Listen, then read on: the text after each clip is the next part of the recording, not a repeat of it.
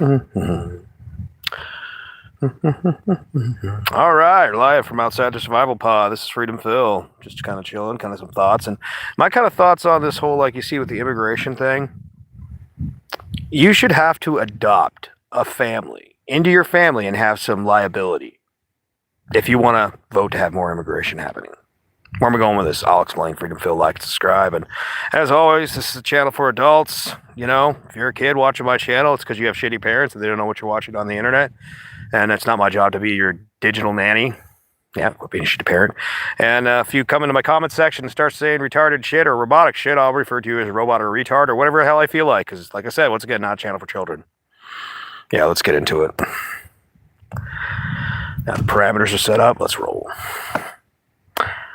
I was just thinking about this the other day because you run into these people and they live in like the suburbs or some affluent area or there's some college student. They're like, nobody is illegal, blah, blah, blah, blah, blah.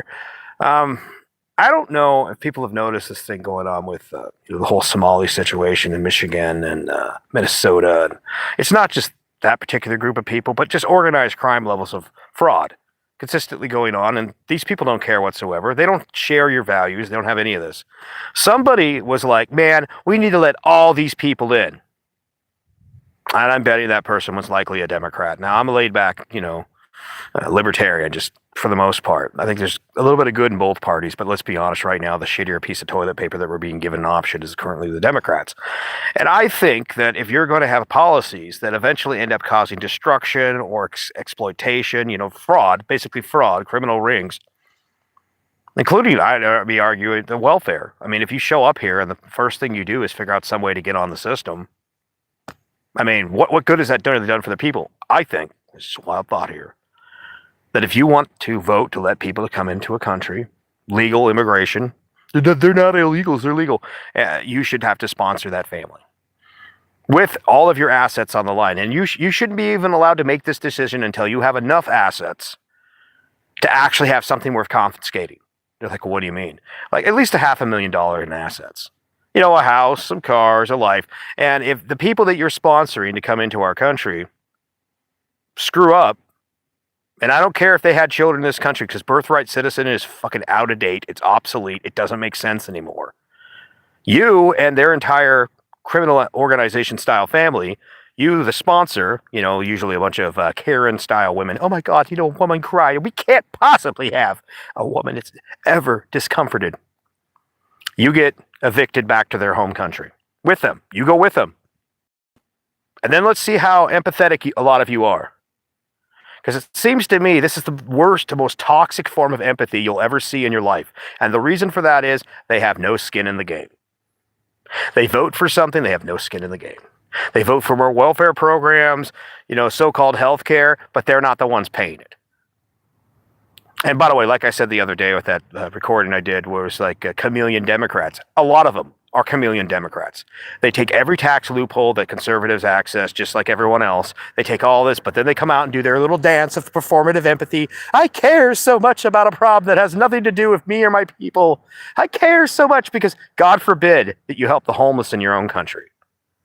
The homeless, what you talk about, we got daycares, these Somali daycares right now. It's just they're the ones in the spotlight today, And there's probably several other groups of people, including Americans, that are running the same damn scam. Doge 2.0, please.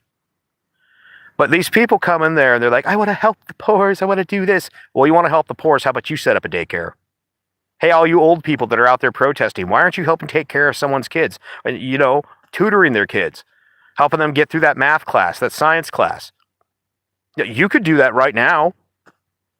But that is a bridge too far, isn't it? It's all performative empathy where you say you care about something and then you fuck off back to the suburbs to live in your nice little community, whether it's gated or HOA or something, But if we give more money to the poor, and this goes for Americans too. So you vote to give more of someone else's money to someone that's, you take it from one group and give it to another. But then you claim all the tax benefits just like the conservatives. I'm just saying, let's put some skin in the game. If you want to vote to bring somebody over from some rat shit country, or any country. Like if those people don't show up and they immediately have a skill that we absolutely need, and I'm not talking about H-1Bs from countries where they can train their people for $10,000 and you got to pay 50 to 100 in America. I mean, I think that's criminal against the youth, by the way. Like everybody go to college. And then you realize they've watered down the value of your degree because there's a bunch of people, H-1Bs, that come in there. No, you should have to sponsor these broke ass families. And if you're not willing to do that, then you shouldn't be allowed to vote on something that doesn't affect you. You know, and yeah, if they fuck up, all your assets are seized and their assets, and then you get booted back to their country. And let's see if you like living in their country, their culture. You know, let's see how long your prissy white ass likes living there. And I know a lot of people are like, I can't believe you said this. You don't know me very well, do you? I talk about real shit. And this is why this isn't a channel for children, and it isn't a channel for a bunch of pussies. And my outlook on this stuff is that, hey, if you're not a subscriber, why are you talking? Every once in a while, let the floodgates open, let the rampage of retards go into... But if you're not actually a subscriber, why do you even need to speak? Do something for me before you expect me to listen to you. That's right. Freedom Phil likes to subscribe. Y'all take it easy. Peace.